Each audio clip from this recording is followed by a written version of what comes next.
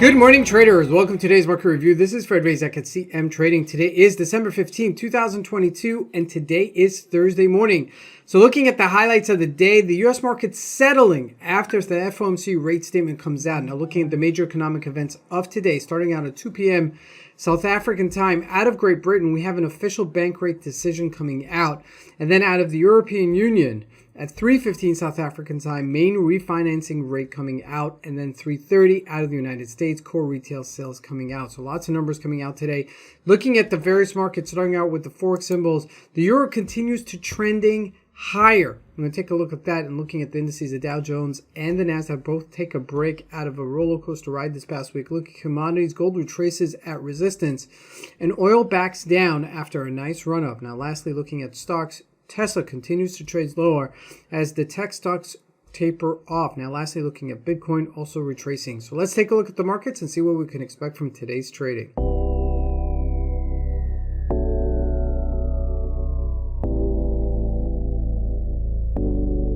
So we're going to take a look here at the Euro USD, starting out with a 1-hour chart. And the reason I'm doing this is just to highlight a couple of things here. Number one, we had this massive spike earlier in the week because of the CPI number that came out on Tuesday. Now, following that number yesterday, we had another FOMC rate decision, the last one of 2022. And you see the market didn't react as aggressively to it. Okay, so 2 points here. Number one, it was already factored in. There were no surprises with the FOMC rate statement. That was number one.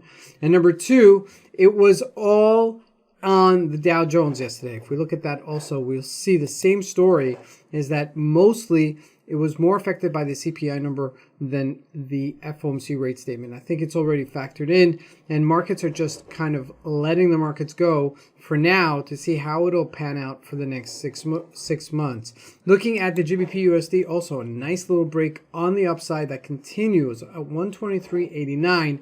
Now, there is no sight of resistance here. 124 perhaps is resistance, but you know, even if you look at a major longer time frame, I mean, we're past that 120-ish level. Okay, so at this rate, okay, as we're breaking above that 30-day moving average and getting closer to it, at least here you could see that crossover on the 8-day over the 30-day moving average. Let me just highlight this because this is really important. When this crosses over, when the red line crosses over the blue line right there, that is a very aggressive move. Okay, that means that the short term is going faster than the long term. Okay, so in these type of situations, when you have short term crossing over the long term, it means there's a capitulation to it, and we may see an extension to it as well. Okay, so keep that in mind as this is unfolding as today unfolds. Looking at the Aussie dollar, a little bit down here after a employment change this morning, but again, it's at the top of the range. The Australian dollar has been weaker compared to the other major pairs, so just keep that in mind as we're looking at that as well. Now jumping into gold, retracing at that 1800-ish level. We're just shy of it, 1791. No big deal, but a nice retracement as well. Looking at crude oil, also trading from $77 down to $76 as that retraces as well. Now looking at the U.S. markets, the Dow Jones yesterday, okay, we had